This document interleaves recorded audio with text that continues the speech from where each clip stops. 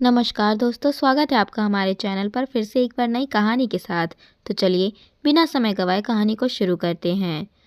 पूजा की शादी हुए 5 साल हो गए थे।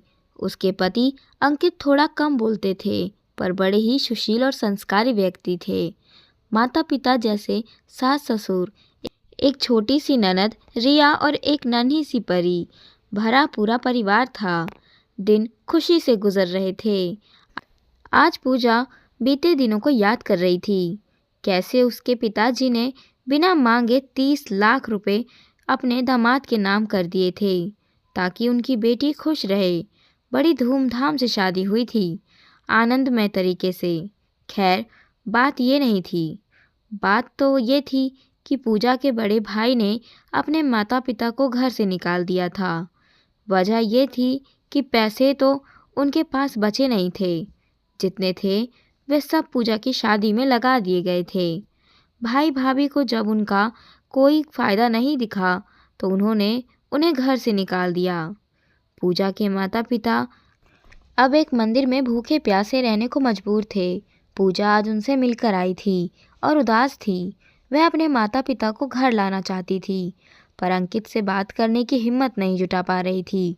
अंकित कम बोलते थे और ज़्यादातर चुप रहते थे। जैसे तैसे रात हुई और पूरा परिवार खाने की टेबल पर बैठा। पूजा की आंखों में सहम था। उसने डरते हुए कहा, सुनिए जी, भाई भाभी ने मम्मी पापा को घर से निकाल दिया है।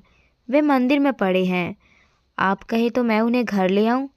अंकित ने कुछ नहीं कहा और खाना खत्म कर अपने कमरे में चले गए। पूजा का गला रूंध चुका था। उसके मुंह से एक निवाला भी नहीं उतरा। उसे चिंता हो रही थी कि अब क्या होगा। उसने सोचा कि अंकित ने तो कुछ कहा ही नहीं। थोड़ी देर बाद अंकित कमरे से बाहर आए और पूजा के हाथों में नोटों की बंडल देते हुए बोले, इससे मम्मी पापा के लिए एक घर खरीद दो और उनसे कहना कि किसी बात की चिंता ना करें। मैं हूँ। पूजा हैरान रह गई और बोली, आपके पास इतने पैसे कहाँ से आए? अंकित ने मुस्कुराते हुए कहा, ये तुम्हारे पापा के दिए हुए पैसे हैं।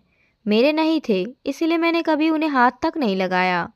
वैसे भी उन्होंने ये पैसे ज़बरदस्ती मुझे दिए थे। शायद उन्हें अंदेशा था कि एक दिन ऐसा आएगा। पूजा के सास ससुर अंकित को गर्व भरी नज़रों से देखने लगे। अंकित ने अपने माता पिता की ओर देखते हुए कहा, अम्मा जी, बाबू जी, सब ठीक है ना? सासू माँ ने कहा, बड़ा नेक ख्याल है बेटा। बहू के माता पिता अगर यहाँ रहते तो उन्हें शर्मिंदगी होती। इसीलिए तुमने अलग घर दिलाने का जो फैसला लिया वो सही है। और रही बात इन पैसों की, तो हमें कभी इनकी ज़रूरत ही नहीं पड़ी। तुमने कभी हमें किसी चीज़ की कमी महसूस नहीं होने दी। खुश रहो बेटा। अंकित ने पूजा की ओर देखते हुए कहा, अगर तुम्हें और पैसों की ज़रूरत हो तो बताना, लेकिन घर खरीदने के पैसे का राज अपने माता पिता को मत बताना, वरना वे खुद को दिल ही दिल में दोष देंगे। फिर अंकित ने कहा, चलो अब मैं सोने जा रहा हूँ, सुबह ऑफिस जाना है। पूजा के मन में तूफान सा उठ रहा था। उसने जो सोच लिया था उस पर अब पछतावा हो रहा था। उसने सोचा था कि अंकित दहेज के पैसे से मदद नहीं करेंगे, पर आज सब साफ हो गया था। अंकित कम बोलते थे, लेकिन उससे कहीं ज़्यादा समझते थे। पूजा चुपचाप उनके कमरे में गई और माफ़ी मांगते हुए सब कुछ बता दिया। अंकित ने मुस्कुराते हुए कहा, कोई बात नहीं, तुम्हारी जगह मैं भी होता तो यही सोचता। पूजा की खुशी का ठिकाना नहीं था। एक तरफ उसके माता पिता की परेशानी दूर हो रही थी और दूसरी तरफ अंकित ने उसे माफ़ कर दिया था। पूजा ने हल्के से मुस्कुराते हुए कहा, मैं आपको गले लगा लूं? अंकित ने हंसते हुए कहा, मुझे अपने कपड़े गंदे नहीं करवाने। दोनों हंस पड़े।